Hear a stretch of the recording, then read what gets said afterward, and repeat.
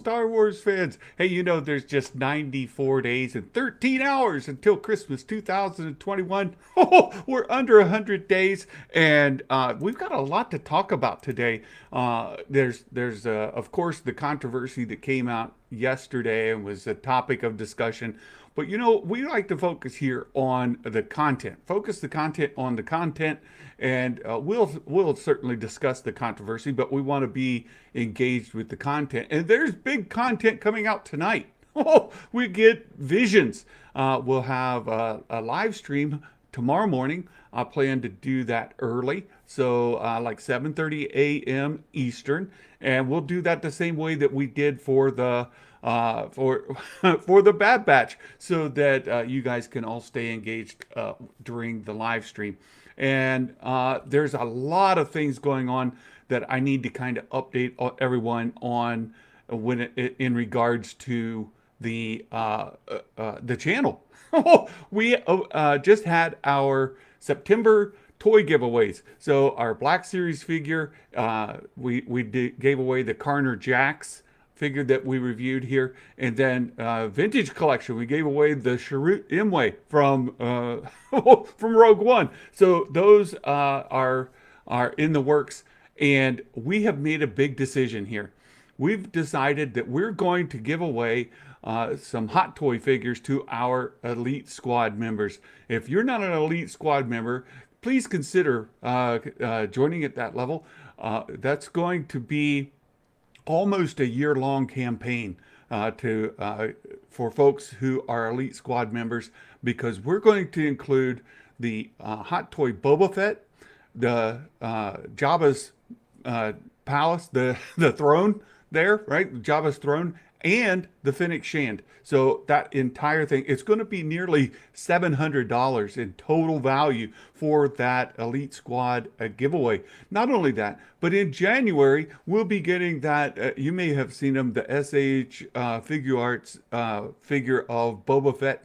It's the 6-inch figure, so it's the same as the Black Series scale, but we'll be giving that away. Those are $100 figures. We'll be giving that away January or February timeframe. So you've got plenty of time to join, but we'll start in 2021. All of our Elite Squad members who have been a member for the year, starting January 2021, will carry over in, it'll be like this time next year, October, November, perhaps even December, when all of those figures are released. We'll review them and do a big giveaway there for all of our Elite Squad members. And of course, along the way, we'll be giving away vintage collection figures and Black Series figures to our channel members. And just as by happenstance, both of our winners this month were Elite Squad members. So congratulations to Dale Erdman. Dale Erdman won one of the figures that we gave away, and then we also had Tyler the Kid. Tyler the Kid won the other one. So I see some fantastic people here in the chat. I see Meg in there stirring things up. Saying she almost got confused by the title, and I see you, Meg. I know what you're up to. You're up to no good. That's what you are. I love Meg. She's a dear friend. Fantastic. And did I say how to join? So Ronnie Jimenez, there is a link in the description to join, as well as depending on what device you're on, there should be a button to join as a channel member. You can do that directly in here. So it's Thursday. It's not Thursday. It's Tuesday. Oh, Santa. Oh, my goodness. It's Tuesday, and we have Star Wars chats with my friend, a Magic Maker, who has been waiting patiently in the backstage. We're going to bring in a Magic Maker. And hey, my friend, how's it going down there? Hello, all. Actually, I've not been waiting patiently because I fell off because I was dealing with my car, remember? So Yes. I just came back on. You just think I was waiting patiently. Well, I saw you fell out and that you're back in, so it's good to have you here. And it's great to, Ronnie says he sees the button for other channels, just not for this one. Well, Ronnie, so I'm aware that happens to some folks as they use YouTube. So I put it in the description so it can help people find that content. Hey, your family has been going through the illness that Yes, we've shall had the not be coof. named. The coof, I think, is how the popular word for it. If you're on my side of the Star Wars aisle. Well, you guys are all healthy now. You're all doing well. Yes, we're all Very doing good. well. Very, very good. So, We have a lot of topics to talk about today, and of course we've got the Visions is coming out tonight, I'm excited. and super excited for that. Right? Let me see This if I looks can. so good. It looks good. We've had some great kind of previews where they told us about the droids. They told us about the um, the villains, and they've told us about some of the other Sheev the Wise. And this is on turn on the mono the dual mono. Um, this is not StreamYard. This is Melon, and I can turn up a Magic Maker's volume, but I cannot turn on the dual mono for a Magic Maker. Oh I've no. got him. I've only got him in one ear myself. No, and I see Nikki there. So yeah, Visions is coming out tonight. It looks really good. We've had some previews from Star Wars. StarWars.com has had lots of things on there. But we know that the episodes are going to be relatively short, 10 minutes, give or take a little bit, right? And yes, they've been giving me a hard time. The Astro Boy episode appears to have a guy that looks a lot like me. You know? Exactly, exactly. The irony in it, just the irony, is too good to pass up. I'm really excited for it, and I hear you're excited for it as well. Yeah, of course, of course. I'm going to see some new Star Wars content, and I think this is going to be good. So I'm excited for it. Hey, Matt Rissman found the join button. Matt Rissman has become a member. Thank you so much. Uh, Trinity's here. You know, Trinity is recovering from a traffic accident. He was out Oh riding no. his bike last week, as he does practically every morning. He's out exercising and getting his exercise in, and was rear-ended by a car. Hit him on his bicycle, and fortunately, he didn't have to spend too much time in the hospital. Did spend, I think, an overnight there. Was released the following day, and Trinity is home, recovering from the road rash and the other injuries that he suffered in his lower back. Trinity, it's good to Wow. see you here, my friend. We're so privileged to have you as one of our community members, and hope that you are recovering well. Uh, it's a Godspeed fairly, you in your recovery, please. yeah, that's a fairly serious deal.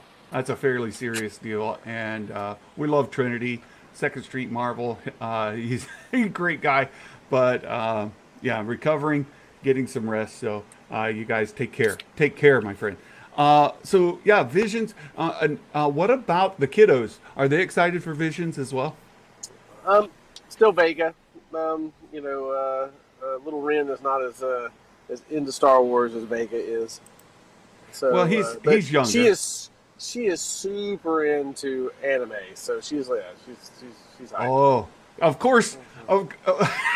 Of, the Great Council's here. We have Darth Daddy Lunga is here, and you know the truth is, Lunga put out a hit on Trinity, and And it's there good you to see go. you. Good to see you here, Lunga. Thank you so much. The other piece of news that we have is all of those Emmy awards that Star Wars won. So let me put in here. Of course, The Mandalorian, and I'm just thrilled that Lucasfilm beat Marvel. Right? Hey, Kjarn donated $2 super chat. Thank you, my friend. Baby Lemon looking out of standing by a superhero. So this is a badge, and it doesn't translate it well. But thank you so much for the €2, which is actually more than $2. Thank you so much. So the uh, we've got some great people. I'm just want to get onto the story. So Yeah, Lucasfilm won more Emmys than Marvel, which is great news. And I found out if I just do a search for Mandalorian, we can go through here. You can kind of see that here we had for Outstanding Drama Series.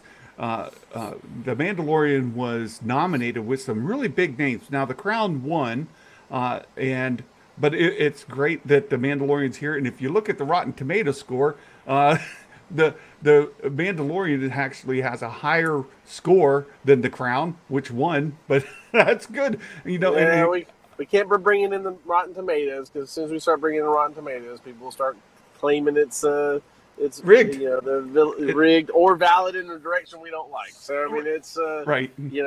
It gets hammered either way. So I think we have to ignore that. Well, to some degree, I agree with you, but it's also good that I think we all can agree that The Mandalorian has been good for the franchise, Star Wars, and it's been good for the fandom, right? So whatever the case is. That high of a tomato rating, whatever stock you put in that, I don't typically, but it's good to see, right? It's just good to see. Yeah, I hope I like to think that that's a valid score, and that it's a good one. So I mean, but who knows? Right, right. I personally think it's a good score. So I mean, I enjoyed the series. So.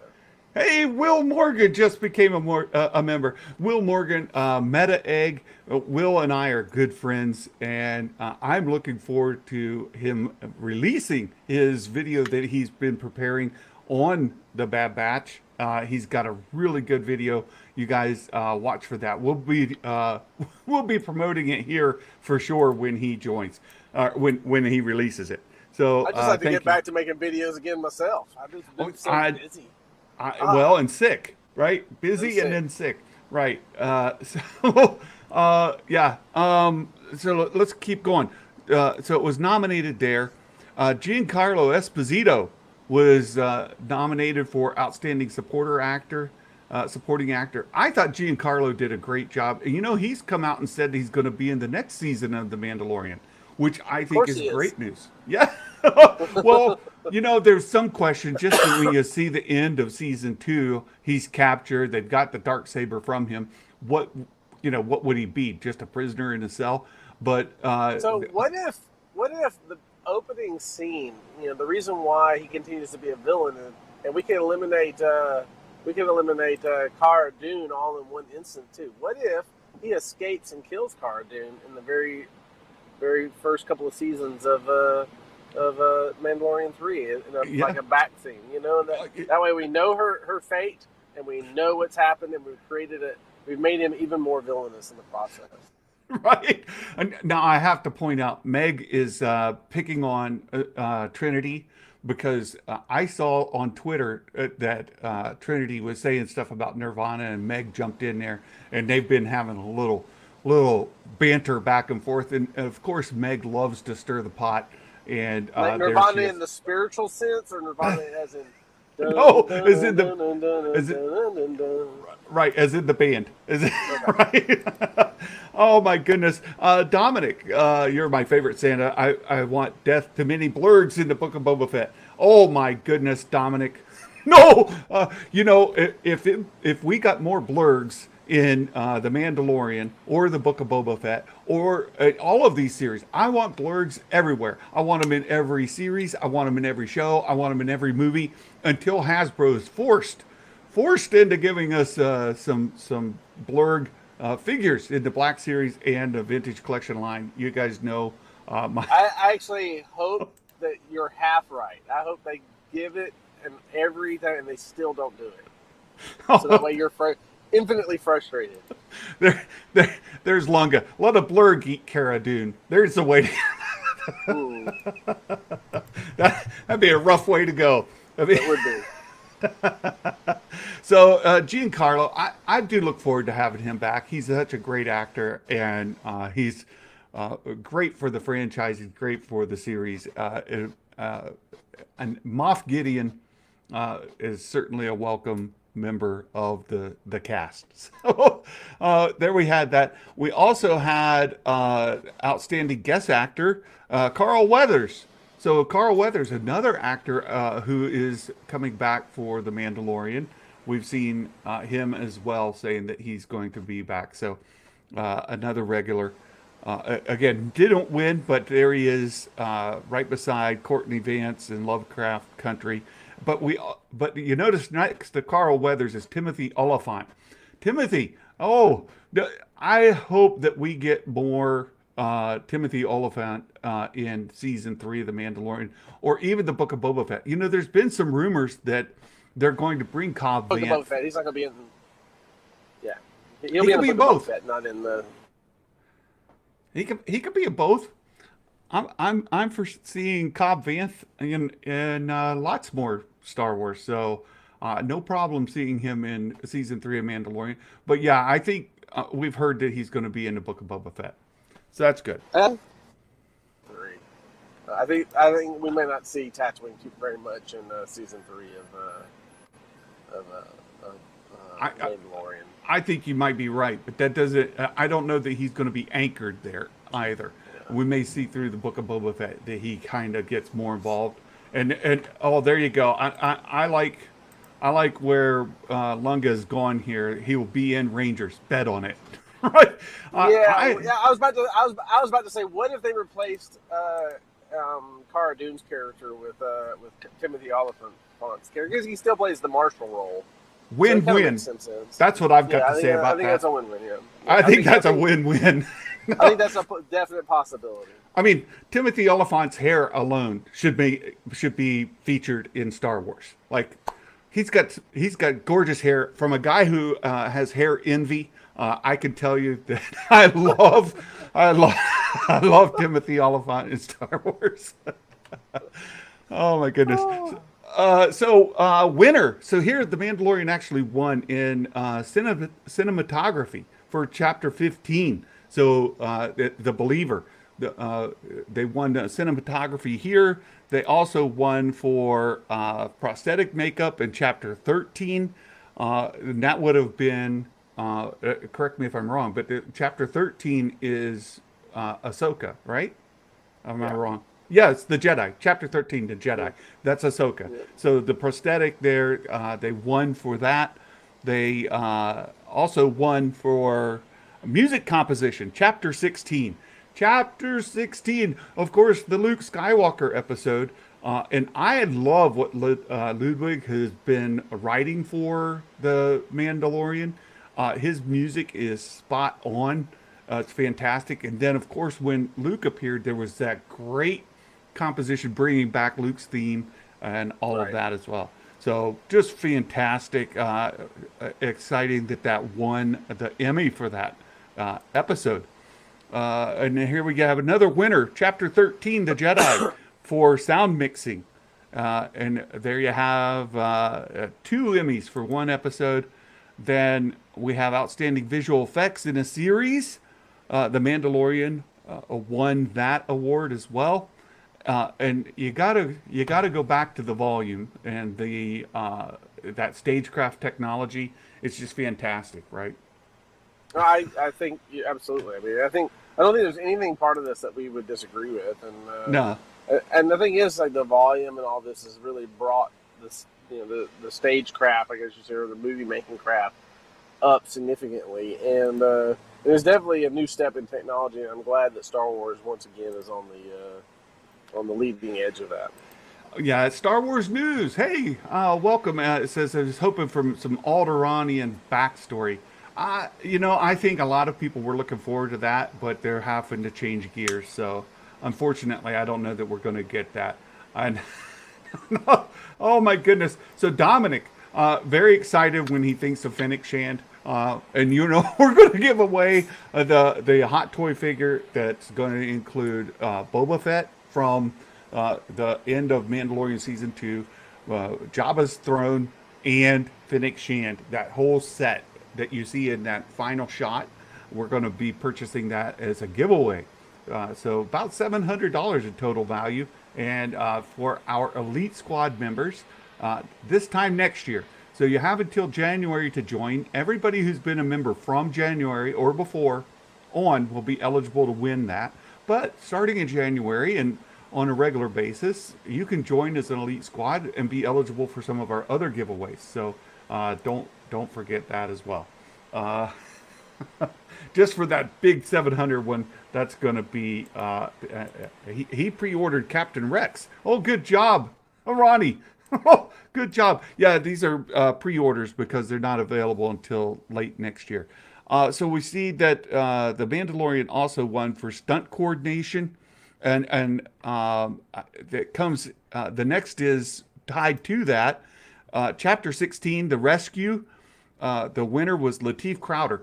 Now, just for those who aren't familiar, Latif is one of two actors that portray Din Djarin, who are not Pedro Pascal, right? Pedro Pascal is the voice, the face of Din Djarin, but there are two actors that portray Din Djarin in costume. One is Latif, who does most of the like martial arts stuff, and the other guy is John Wayne's grandson, and he does most of the Western kind of gunslinger stuff. So congratulations to Latif there for winning that stunt performance, and that would have been the battle with Moff Gideon, right? Yep. And also the Death Troopers there or whatever, right? So that covers the Emmys. I thought it's fantastic to see them doing so well. And look, Big Stevie W. Oh, thank you for the super chat, my friend. Just because Santa is awesome. Thank you so much. I appreciate the support. It means a ton to us here on the channel that we can use these funds for these fantastic giveaways. And it's through these kind of super chats and channel memberships that allows us to do this. So thank you. We appreciate the support. And I see the X-Wing is hanging around in the chat. Good to see you. Star Wars Meg, again, causing trouble. Mando Season 3. Grogu kills Mando. Directed. Just to subvert your expectations. Again. Directed by Ryan Johnson. I love Meg. I'll just leave it there. I love Meg so much. And so I'm just gonna let that go. No, she actually likes The Last Jedi. So if you don't know that about Meg, she likes The Last Jedi. Talk about the Book of Boba Fett a little bit. There were these episode titles, and you saw that Meg did a video this morning about it, and she checked with her sources. Yeah, I missed it actually. I haven't seen it yet. Okay, well, there's no verification of this, and being that the source is Giant Freaking Robot, you got to be careful. You really got to be careful. And look, Green Bear joined as a member. Thank you, Green Bear. We appreciate the support. That is fantastic to have you as a member. One of our regulars here. Good to see you. Oh, Meg, I can't click on your comment. There you go again. But exclusive Book of Boba Fett titles revealed. These titles not necessarily reliable. Giant Freaking Robot is not the known for having a good track record. They're not. Yeah, did they release like the titles for the Mandalorian like early and season 2, and they were way off? Well, right. And Johnny42 has become a member. Oh, thank you, Johnny42. I appreciate that. And this is why we are using Melon. Melon integrates with Streamlabs, and Streamlabs has the these custom notifications. When somebody super chats or somebody becomes a member, you get these notifications, and we've got Green Bear and Johnny42 become members here today. Thank you so much. Yeah, they've released things before, and they have a spotty track record at best. They're not all the way down to we got this covered kind of. They're above them in accuracy, but they're not exactly LRM or some of the more reliable ones. So I would be really careful in putting too much stock in these titles, but at the same time, they have been right before. Yeah, which ones were they right on though? Oh, look here, K Million, my youngest daughter, my head elf, K Million has just become a member. Good to see. Good to see you here, Kayla. Thank you for being here. And I just want to throw this out here. I put in the description. She has a blog on amusement park stuff, and I put it in all my titles or descriptions. Linked to her blog.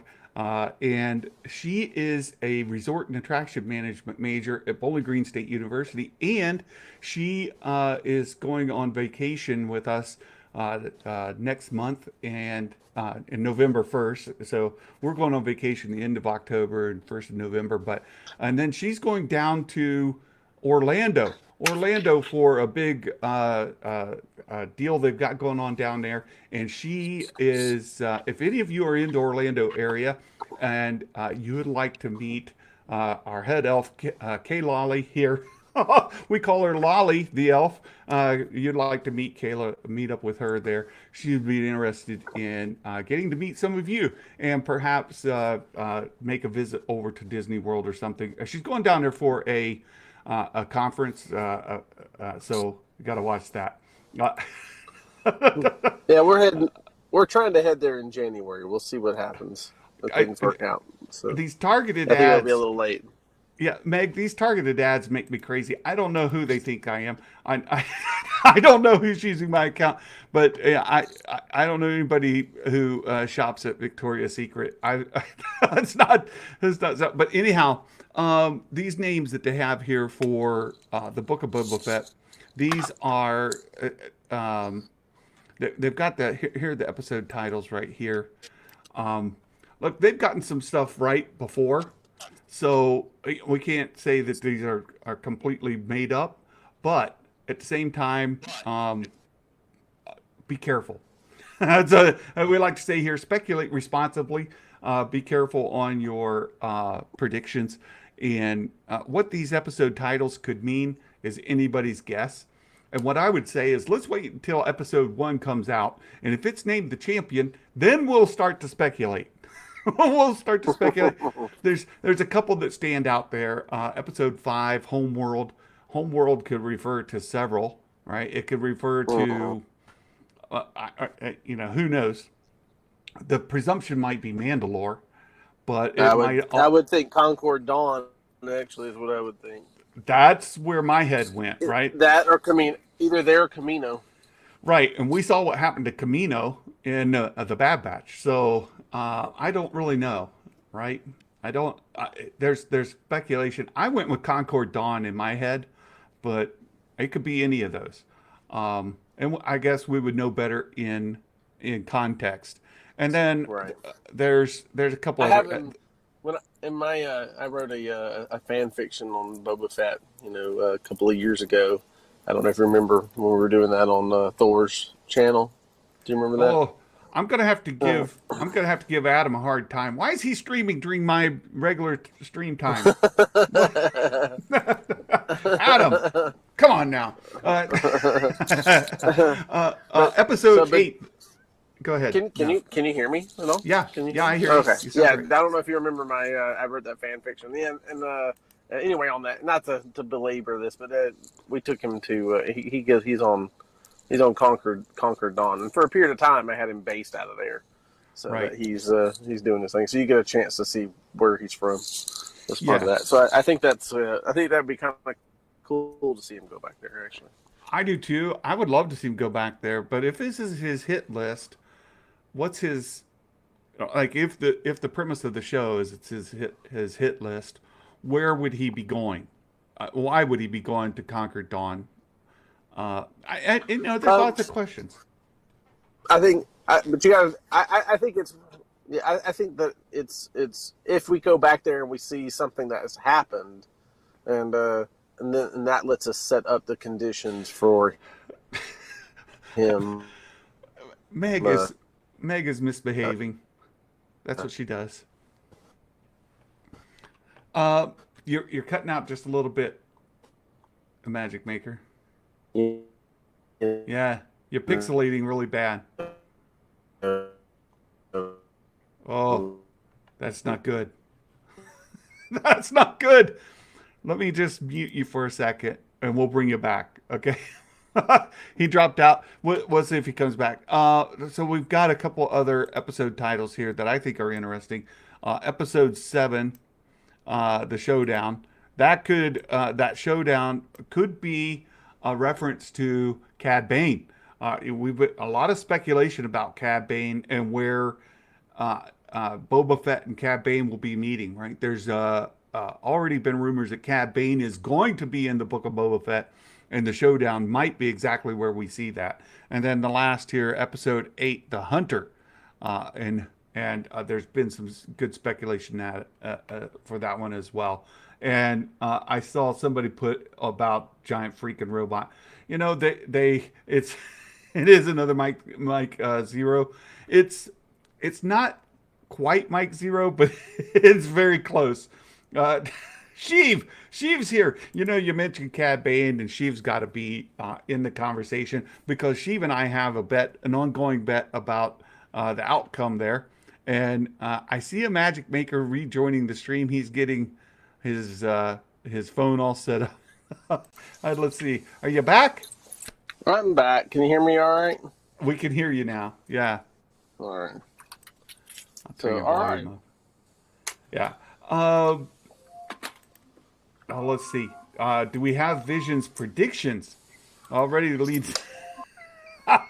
Green Bear. That's hilarious. As for predictions, we already have a lot of information about Visions, and StarWars.com kind of revealed a lot of the plot points, and some of them are spoilerish. So if you go and you read about the droids, you read about the villains, the heroes, you can get. There you go, Meg. I'm having visions of visions. There you go. Yeah, I mean, the descriptions are about a paragraph long, so you can kind of get a good idea about what it is. It's not like a one-liner like you got from the description of a episode of The Mandalorian or something like that. Well, and they put right in there that they have spoilers, right? They say right in there are spoilers. So there's that. And then I wanted to bring up this other article since we're talking about Visions. This just came out today. I don't know if you've had a chance to see it yet, a Magic Maker. But this article here, Star Wars concerns about being oversaturated. And, you know, this has come up a couple of times where people worry about that kind of thing. But they address it with one of the guys involved with Visions. So they're talking. I said, this is from the direct. So this is a trade. This is an industry trade. This is not giant freaking robot level. This is actually reliable reporting. The direct is one of the regular trades that reports. Doing simple math, you find out there should be a new piece of Star Wars media dropping nearly every week of 2022. We've been super excited about it because 2022 is going to be huge for Star Wars. Huge for Star Wars fans. There's going to be tons of content.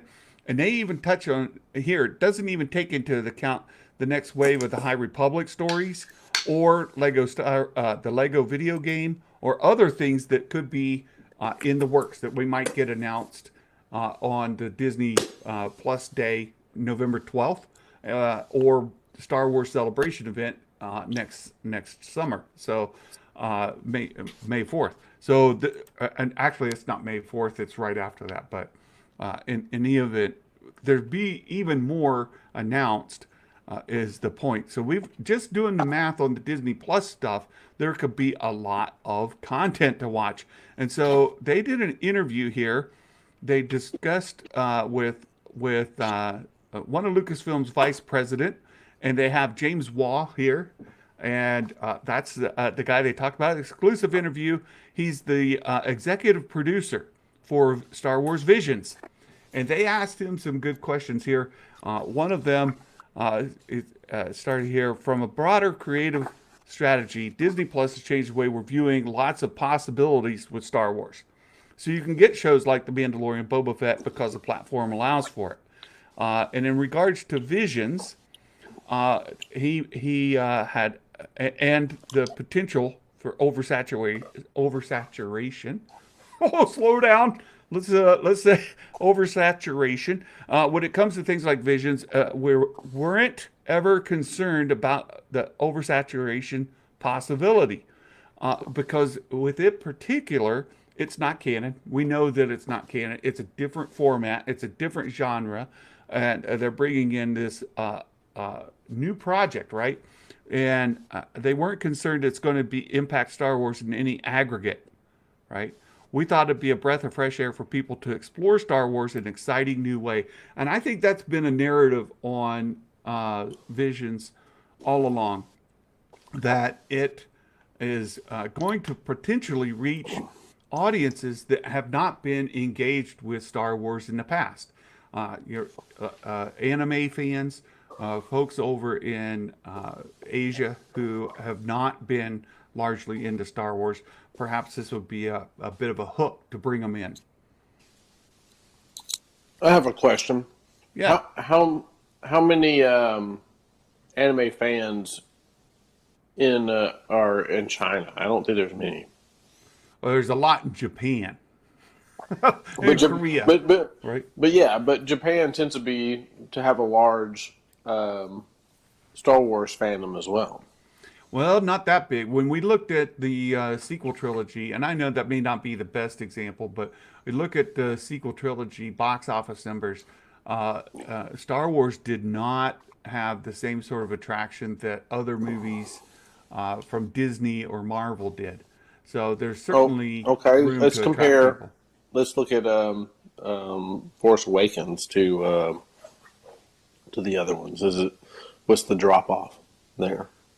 Yeah, I'd have to look again. I had all those numbers before, and I did a lot of studying of it. But when you look at, say, North American percentages compared to Japanese percentages, the Japanese percentages were lower across the board, like in comparison. Yeah. So, well, I'm not saying that it's as comparable. I'm just saying that they're still fairly. Japan itself has a fairly large fandom of Star Wars. At least they did. I'll say that. And as compared to China, because the original trilogy made it to Japan because it was still an ally during that period of time, and where China was closed off. So there was still a larger fandom within Japan than there was. Sure. And you got in U.S. China. military bases in Japan, so of course you would have U.S. audiences there. So that would have been all the way along the way. So I just bringing up that the goal is to bring in maybe folks who aren't that familiar. Oh, look, Kendall's here. Oh, good to see you. Thanks so much from Normies to Nerds. Thank you for joining. Yeah, and I think, like Kiaran here, there's a lot of folks who are just huge fans of anime who have not been engaged with Star Wars that it may reach out to. Whether they're in Ireland or Japan or North America, that could be the case. Yeah. Well, I mean, in my day when I watched anime and Star Wars, so I mean it's I don't know. I mean, just about every fan that I knew of anime also enjoyed Star Wars when I was younger. But of course, Star Wars isn't the cult that it is today. Right. Or that it was back then, I should say. Well, Today, it's and not as the same. Daryl brought up Star Wars of old, is we usually had to wait 3 years for the next movie in a trilogy. That's very true. That's very true. And like 20 years between trilogies. So there's, that tends to make the movie events really huge events. And when you're releasing so much content, and that's one of the things that has brought up in this article, when you're releasing this much content, 2022 being one of them, is that specialness, right? Is still there for Star Wars since they're releasing so much content.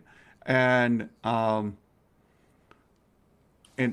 here's another, with Disney Plus providing the opportunity to release so much content, he said that maintaining the special aura surrounding Star Wars is always a focus. So it's good to know that they are keeping that focus. And when you read about read his quote, says, I think we're always very thoughtful and cautious about how do we keep Star Wars' specialness in this landscape. We're mindful, but it's not one of the instances where we had our spidey senses on a lot. A Marvel reference. He's got his Peter tingle. Does his spidey senses a lot because we felt like it was such a new offering, right? Visions is a little bit different, right? And it says, then this is from the direct. Lucasfilm does not appear to be overly concerned about oversaturating the entertainment market with Star Wars content, and with good reason. The Mandalorian, the final season of the Clone Wars, and Bad Batch have all been enormous successes for the company on Disney Plus, with enthusiasm only growing as more projects near their release windows. So, as long as they see people engaging, being excited, and I saw like X-Wing saying he's actually excited to see this release, that folks are going to be people are going to be excited for new content, and a huge credit. Well, I think to it's Dave fans. Filoni. Yeah, fans are going to be fans. I mean, that's all there is to it. I mean, we've wanted to get more Star Wars since we were young, and then it didn't come out for us except in books and in comic books, and then we had to feed off of that, until the next trilogy came out. And then we had to feed off of cartoons and animation and comic books and books again until Disney took over. And now we're finally getting the kind of Star Wars that we want, which is a visual media continually given to us on a regular basis. As long as it's good, I don't think it's ever going to peter out. Oh, good reference. I don't know if it was intentional, but it was a good one anyway. Of course it was intentional. In the direct, they do mention Solo and the issue with The Last Jedi, its reception, especially after The Last Jedi came out. And Solo's, there were so many problems with Solo's release, and that it didn't meet expectations. And I love this. And again, this is coming from the direct. The success of Disney Plus projects has proven Iger's initial assessment to be incorrect. Go back to say when Solo didn't do so well, they were worried about Star Wars fatigue, right? Yeah, There was a lot of stuff saying, "Look, there's no such thing." I genuinely think that there was enough fans. I won't say that it's the majority or anything, but enough fans that would have seen Solo over and over and over again that did not go, and then also were poo-pooing it and hammering it, that it did make a difference in Solo's performance. And just enough that regular fans went, you know what, I'll go see Marvel again. It's just, and so they just avoided the controversy. They didn't want to be in the middle of it. People were pissed off. And I think it does affect people going to be a part of these things when the fandom is at each other's throats. So I think it does have an effect. Yeah, you're not wrong there at all. But Solo had a whole string of things that contributed to it, right? Oh, I'm not denying that. I mean, it was right out when Deadpool was out, and you also more than that, but continuing with Endgame and all that stuff. I mean, sure, and it was already at a deficit when it came in with cost overruns. Well, yeah, and the thing on it is when you are aware of any production, doesn't matter what it is, any production that has it's like 90% in the can, and they come and they reshoot the entire movie. There's already red flags coming up to say, absolutely, this thing's a hot mess, and I'm going to wait to find out if it's worth going to see, because the perception is already that it's a hot mess. Take everything else out, and then add in the Last Jedi backlash, add in the fan going back and forth, add in the terrible marketing strategy he had for it. Right? There's so many things that contributed to its issues. Even when you bring in a good director like Ron Howard, who I think the marketing strategy was going to be based off of what they thought was going to be the high coming off of The Last Jedi. Right. I think that was their intent. And and when it crashed because you had the fandom break, that marketing, they were not prepared for the marketing to overcome that marketing deficit. I mean, I think that's what it comes down to. There's a ton of things, yeah. So I want to get back to this article a little bit again because they did touch on that. But then they said, what's unique about Star Wars' situation, there's a massive galaxy full of stories waiting to be told. And I think that's exactly true. That there's a ton of things out there for Star Wars that have yet to be explored. And I've said this over and over about the sequel trilogy even, is that it is very narrow. It happens in a short period of time in a very concentrated area.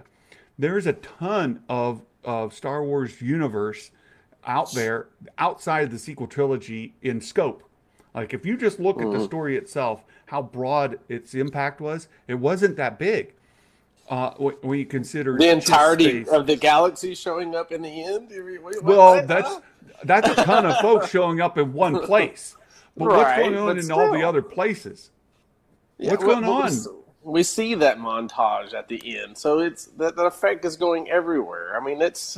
Or you don't see during the movies themselves. You don't see Endor. You don't see Chiss Space. You don't see Mandalore. You don't see but you see those things that are familiar to people already. I mean, we went to Endor the moon of Endor to watch a remote place where the only thing that's there is the Ewoks, and we see that a Star Destroyer get destroyed there. I mean, if they're going to go there, they're telling you it's in all places throughout the galaxy, small and important, and important. The story we go there because we're familiar with it. Look, the story in the movies as well as in the novels is not that encompassing.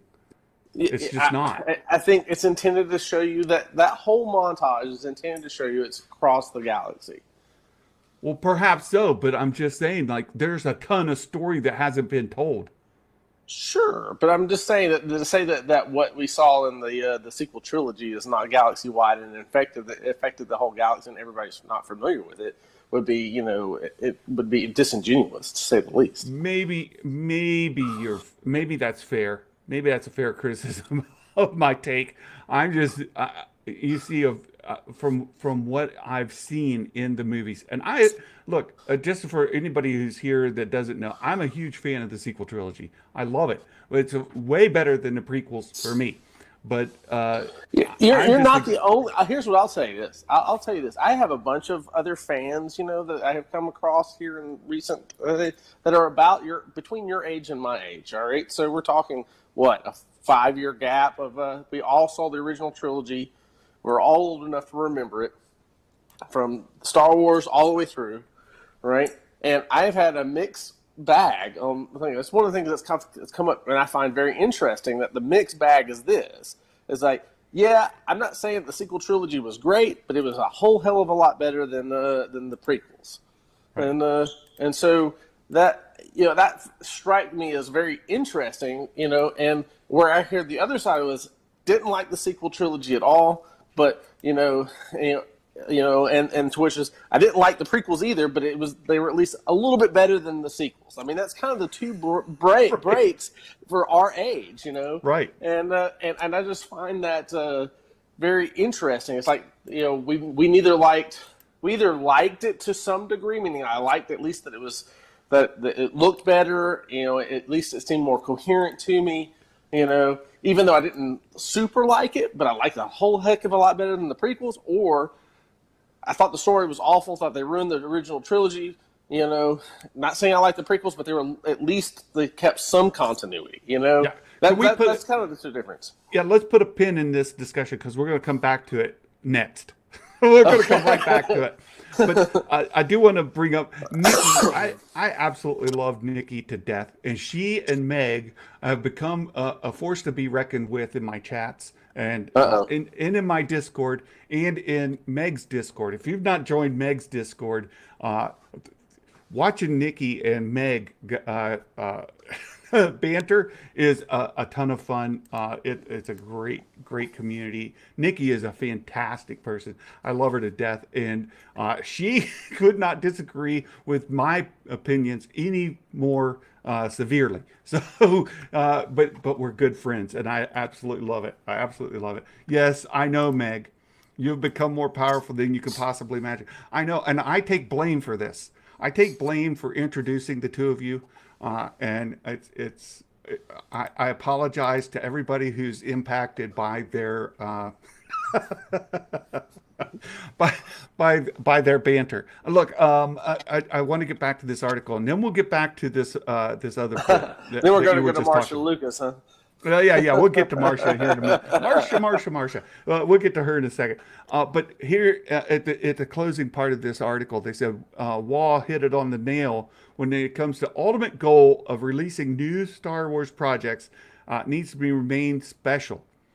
Sitting in a theater to watch a new Star Wars film or enjoying episodes of a thrilling television are experiences like no other. And so long as the stories are impactful and push the franchise in exciting directions, any volume of content can be successful. I think that is absolutely essential. And it kind of addresses those fears that folks have that it's becoming too saturated, and 2022 would be too saturated, is that it's going to be, look, we have to go back to Favreau and Filoni and see what they've done, and hope that all of these other shows coming in the wake are going to continue to be special. They're going to continue to push the franchise and with great storytelling, and that one day we'll get back into the theaters to see movie releases that have everybody excited. That's really critical.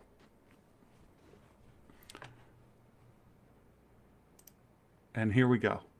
This is what a Magic Maker came for. Are you still there? He went quiet in my earphones, so he may not be with us. Let me just get caught up. I've got to be careful about what I click on here. Oh,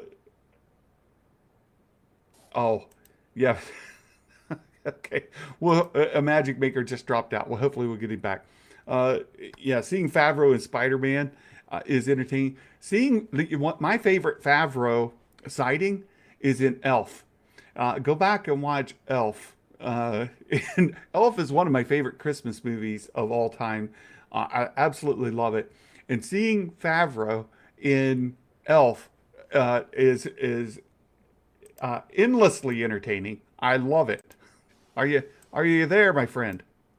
Yeah, I'm here. You're back. You're back. I jerked my headset out of my out of everything and then dropped my phone. So then, fortunately, you didn't hear any of that. You got so excited. I'm in such agreement with you on Favreau and Filoni that I couldn't hold on to anything anymore.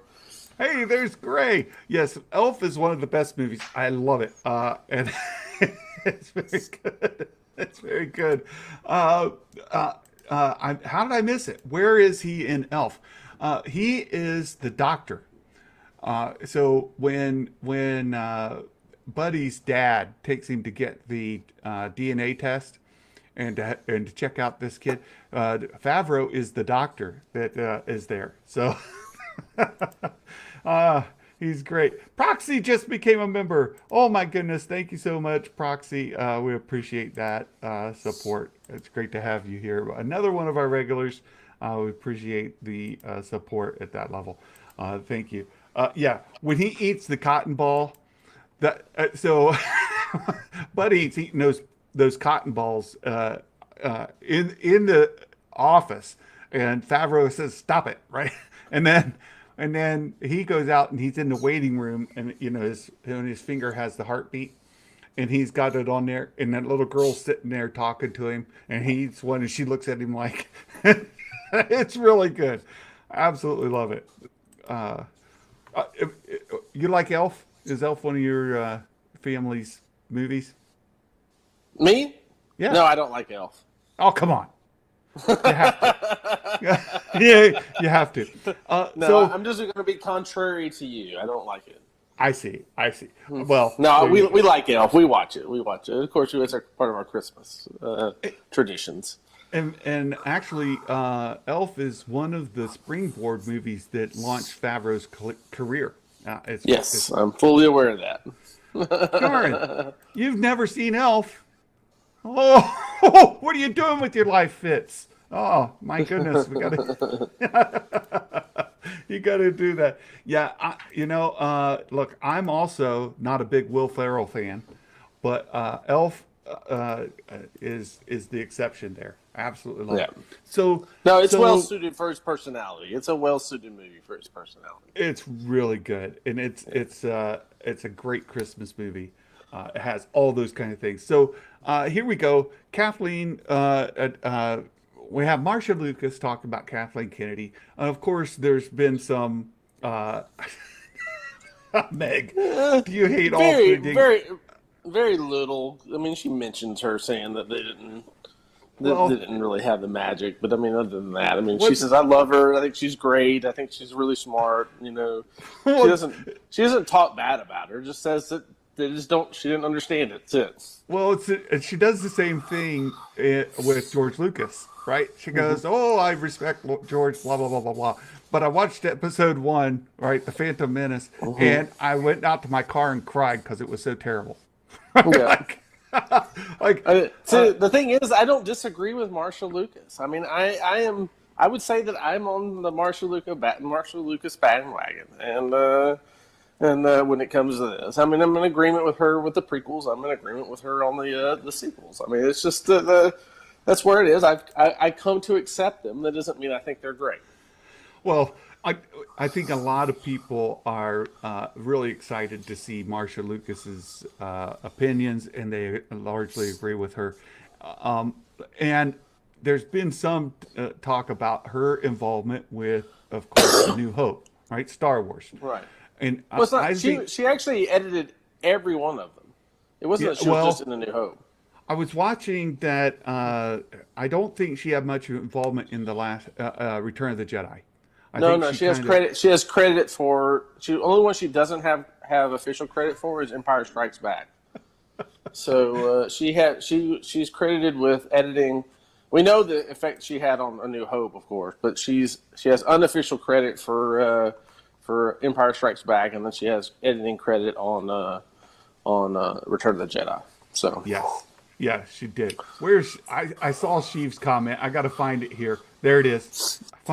Martha, why did you say that name? Marcia, why did you... Really good job, Sheev. Good job. That was really good. No, I think that I asked the question yesterday. What do you think the prequels and the sequels would have, her impact could have been if she was involved with all the entire saga? Like, we know that her involvement. I think it would have been amazing. I think the prequels would have fared much better had they been together and she'd be able to push back. I mean, I think there's a lot of people that should have been involved with George in the prequels that would have made them a lot better. I agree. And I think that it would have been nice to have those same people involved with the sequel trilogy as well. And so I think if you keep the team that created the original trilogy together all the way through, I think what you end up with is a much better cohesive 9-part story than what we have. Unfortunately, I think, so you have to pick and choose what you like with the Star Wars we've been given, and and you can like the concepts and the ideas and some of the stories that are told, or you can say I don't like those parts, and you can accept what you have and what you don't have. I mean, that's what we've had to come to, right? We love seeing it because we love somebody agreeing with us. I agree with Marcia that the sequels suck, but I mean that's but that's my take, right? Oh, exactly. And that's the thing. And I saw everybody was talking about it yesterday. It made all the rounds, and across the typical channels as well as others. And we saw even Jason Ward making Star Wars.net He and Sheev are on the same time schedule. They like to release videos at like midnight Eastern, which kill me. But I get to watch them in the morning. They were talking about it last night. Of course, on Nerd Theory, Josh Lucas and Star Wars Theory were talking about it. And whether you share Marcia's opinions on these things or you don't, I think, and this is again where this is Santa's spin on things. I think if we had had Marcia Lucas involved in all 9 movies, the 6, maybe arguably 7 movies that she was not involved in would have been better. I think she would have made every movie she was involved with better. So whether you love the prequels or hate them, they would have been better. Whether you love the sequels or hate them, they would have been better. And I think that we can, whether you agree or disagree with Marcia, hopefully we can agree that any movie that she would have been brought in and involved with would have been made better with her involvement. Yeah, I mean, you got to consider like the stress of Return of the Jedi. I mean, part of the stress of Return of the Jedi that led to the divorce was them arguing over the edits. You know, I mean, it's Star Wars wouldn't have been Star Wars without Marcia Lucas. I mean, there's no ifs, ands, or buts. She came in and she told George that his original edit of Star Wars and the editors he had was crap. Almost said a bad word. And was crap. And she came in and re-edited it and produced that ticking time bomb scene effectively with the Death Star at the end. But no, she edited multiple other parts of it too. It's not like that's all she edited. Yeah. But she got that thing together. She basically kicked the other 2 editors off and said, "Hey, I'm going to fix this and finish this." Yep. And she did it. She did it 2 months before it was released. And exactly. And so without that, we don't have the Star Wars that we have. And then she comes in and she does the same thing to Irvin Kershner. All right, she comes in and says, "Let me re-edit this stuff." And that's why she doesn't get credit on that, because she came in and re-edited it to create some scenes, the impacts of scenes that we don't realize how impactful they were inside Empire Strikes Back. All right, and then she comes in and gets into a complete argument with George on the way he's editing and putting together Return of the Jedi, with Marquand. And so they get into that whole thing, and that effectively leads to their divorce in 1983. Yes. Yeah. Well, and this came up. George was asked if he'd go back and do it over again. And he said, realizing what it cost him, he would, it cost him a ton. And that's one of them. It cost him his marriage. And I think that when we look at coming out of the prequels and what that cost him as well, right? Just as far as like a decade of his life, and looking again at the potential of doing the sequels with a grade school age child and a wife, he did not want to put that at risk. And, absolutely. I mean, it was his third wife. And you think he wants to go through the whole thing again? No. And I think a lot of people say, look, the prequel backlash, the prequel hate made Lucas sell Lucasfilm. I think that's a contributor. I think it's just the stress and dynamic of the whole thing that created. I mean, if he loses one wife who helped him through, American Graffiti, through THX, she's an incredibly accomplished editor with, Francis Ford Coppola, and you can name a bunch of other people. And she comes in, she helps him, and gets into those arguments that stresses him out, and he divorces her over it, and then he gets into another prequel and ends up with another divorce. You think, hey, do you want to do another trilogy? I just got married to my third wife, and the last 2 didn't go very well because I now have 2 divorces from 2 trilogies. No. Right. And Meg and Nikki, behave yourselves. They're misbehaving. Again, my apologies to the world for introducing Meg and Nikki together, and they're trying to get me to turn red again. Their goal is always to turn me the same color as my shirt. And there you go. When they come on to the live streams or when Meg is on the live stream with me on Fridays, it happens quite a bit where they turn me completely red. really bad. They're terrible. So yeah, I agree with you. I think that there was a ton contributing to it. Just like Solo, there's not one reason why Solo had the problems it had. There was a lot. No, You can't absolutely. point back to Lucasfilm, to George Lucas selling Lucasfilm because of the prequel hate. That was certainly a factor, but his marriage, his relationships, his child, his future, like looking at the next 10 years of his life, did he want to devote to creating the movies? He just Right. wasn't willing I to. think he basically wanted to do what is going on right now with Disney Plus. I think Yep. that's the kind of thing he wanted to do. And I think if he was going to be interested in coming back to Star Wars in any way, it would be in that fashion. Yeah, yeah. I want to go back and in between these comments between Meg and Nikki. There was another good one in there. The change in PR, the PR head at Lucasfilm, the, is changing. We're getting retirement. I'm trying to find it in somebody have to put it back in the chat. But the lady that's been the head for PR at Lucasfilm is leaving and retiring, and there'll be a change there. Personally, it's one of my biggest criticisms of Lucasfilm across the board, and not just necessarily PR, but marketing, PR marketing. In my opinion, just my view. Look, I am not a Matt Rissman. They had a head of PR. Look, That's a valid criticism right there. I think it is too because look, I'm not a PR expert. I don't have a degree. I've never studied. I've never worked in PR. I'm just a dude, right? True, but And we definitely know generally how people like to be treated, and that's not like they're dregs of the earth, even if they disagree.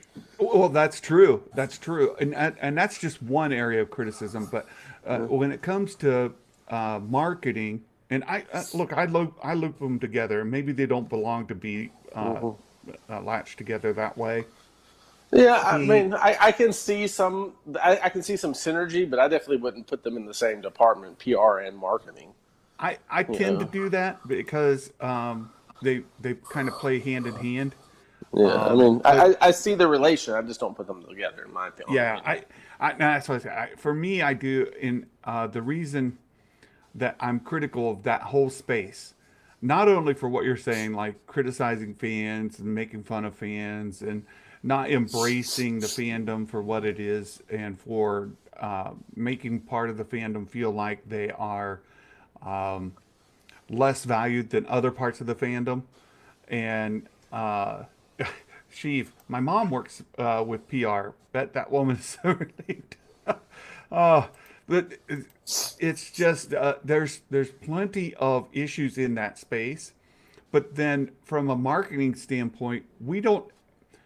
There's so much that comes to us by the form of leaks and rumors, and we Right. even talked about some rumored titles right Hmm. today that came out.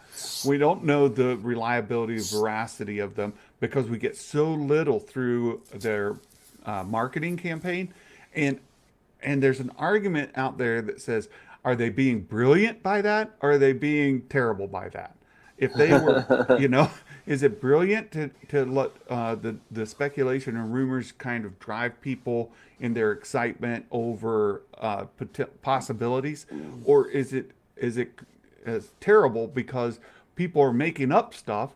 There are entire YouTube channels that make their living off of made up stuff that that they're contributing to a I problem don't know in the any of fandom. those channels. I don't know what you're talking about. Those channels don't exist. Right, right. And now there's another whole channel built on making fun of those channels. So there's been a lot of fun come up, but and I guess that's What is that channel called? Grain of Salt? yeah, grain of salt. No, Knights of Melvin. Knights of Knights Melvin. of Melvin. That's a good They're name. gaining in popularity. They put out some really, really entertaining content lately. Their channel's growing really quickly, and Knights of Melvin. They've made fun of two of the news story channels, being of course everybody's favorite Mike Zero. He's made Knights of Melvin have picked on him, and they've also picked on Doomcock. So No. it's really good. You should. No. You should go. Please you tell need me to this watch isn't so. Doomcock's 100% correct all the time. Future ruler of the earth, right? Future I ruler know. of the earth. he dictates what happens. Come on, don't you know? Yeah. YouTubers making fun of other YouTubers. That's not going to end well. They do a really fun job. Meg, I haven't seen where he picks on Alex from the Star Wars Explained yet. But they just I make can fun tell of you that folks. some of the worst comments I ever got on my channel was when I did a channel of how Doomcock, I can't remember, he was talking about rules of canon or something like that. That's why I had to do my own, right? And Yeah. and I just basically I take it Rebuttal. apart and say it's just dumb. He's dumb. Right. This is dumb. Right. And they like, how dare you? And I just got attacked like crazy. I was like, holy crap! I only have like 400, 400 members on my channel. Why are you attacking me so hard? And it's like, I hate you. I hope you die. Yeah. They don't mess around. They don't mess around. I'm actually looking forward to seeing Lucasfilm maybe turn a corner on their PR and marketing. If it's one area that I'm consistently critical of Lucasfilm, it's in those areas, PR and marketing. I think that they could, and Josh Lucas, I agree with him on this front as well, that that is the weakest part of Lucasfilm at this point. And I saw Jason Ward's talk last night about the Marcia Lucas story. That one thing that we see come out of the sequels and the Solo fiasco, all of that, is that they've learned from their lessons, and the content that we're getting, the content that people are excited about, are directly as a result of them learning. And No, yeah. I mean, there was mistakes made along the way, and so I mean, I think we're getting good content now, and I'm happy with it. I'm not complaining. I wish we'd let Filoni kind of run it from the beginning. Yeah. To be honest with you. Yeah, But, I think we've all learned, we've all seen that, and when we see that Lucasfilm has learned from it, and that's encouraging. Like, people can say, well, they shouldn't have made those mistakes from the begin with. Well, let's let the past be where the past is, but be excited that they've learned from it. The greatest teacher failure is, right, as Yoda has said, right? Like, they seem in your canon. right. In your canon, yeah, sure. but I do think that that they have learned, and that line has now become meta within Lucasfilm, right? Greatest that they've learned from their mistakes, and they've become stronger and better from those lessons, not from making the mistakes, but from the lessons, from learning from them, which is critical. And so. I hope that we see now, and again, my criticism, the weakest elements at Lucasfilm seem to be PR and marketing, and perhaps now we'll see them turn a corner in that area as well. And I think that could be a big upswing for Lucasfilm to engage better with their fans, to give us information that's reliable, give us something that we can go off of, and people can start then to speculate off of truth, not speculate off of made up stuff. Right. I mean, I think we'll just let things play out as they are. There's nothing we can do about it, and hopefully we get good stories out of it in the end. Because it's clear to me that the only way that anything has changed really within Lucasfilm is by letting Filoni and Favreau kind of take over. And I would say more of anything letting Filoni kind of take over. And Favreau has done his part and has done a good part in it. But, I mean, Filoni has been allowed to tell his stories, and that has been the cohesive vision that has led to good storytelling up till now. Hey, we've got another celebrity in the chat. Boss Bounty Tim has joined us. Thank you for joining, Tim. Good to see you. Always love Boss Bounty's content. If you're looking for great reviews of figures in Star Wars, the vintage collection line especially, I'm sure you already know who Tim is and appreciate his channel. I love him. So good to see you here, Tim. Thanks so much. So look, I'd like just to wrap things up. We've gone a bit long today, and yes, but it's okay because we haven't been on for 2 weeks. So we haven't. Tonight, Visions comes out. We're all excited for that. I'm excited for it. You're excited for it. So am I. Many people in our chat are excited about it. In this community are excited about it. We'll do a live stream tomorrow morning, likely around that 7:30 time frame that I was doing them for the Bad Batch, and we'll kind of react live during those episodes. Each are 10 minutes, give or take a little. I think some are as many as 14, 16 minutes. Others are closer to that 10-minute mark. We'll find out tonight. We'll watch all of them and react to them live. And then the next, just to catch people up, we have decided here at the channel to purchase the, we're talking about figures with Boss being here. I've got several vintage collection figures ordered. Hopefully they'll be coming here soon. Ordered them from oh shoot. I had the name and then I lost it. All I could think of is all the cool stuff. That's over in the UK, and I've gotten stuff from them. But from shoot. Anyway, I've ordered several vintage collection figures. Those should be coming. I've got a whole pile of Black Series figures here that we're going to review. But we decided to order the Hot Toy figures of Boba Fett from the end of season 2 of Mandalorian in that tag scene at the end. Boba Fett on Jabba's throne. We're going to get those figures from Hot Toys Sideshow Collectibles. Sideshow Collectibles. We're going to get those, and I've already gotten notification. I set up to get notifications when they're going to release the Fennec Shand that goes with that set, and we're going to give away that entire set. This time next year when they're released, they're coming up for pre-orders. That's about $700 US in the total collection. We're going to give those away this time next year for any member that's been a member since January of this coming year. So for our Elite Squad, I should be clear on that. Elite Squad members from January on or before will be eligible for that drawing. And starting in January, we're going to get the SH figure arts of Boba Fett from season 2 of The Mandalorian.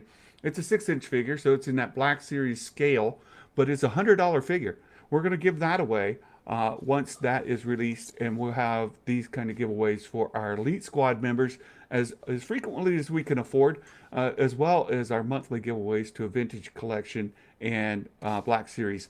This last month, we had one of our members here, your friend, Skywalker's Academy. He won the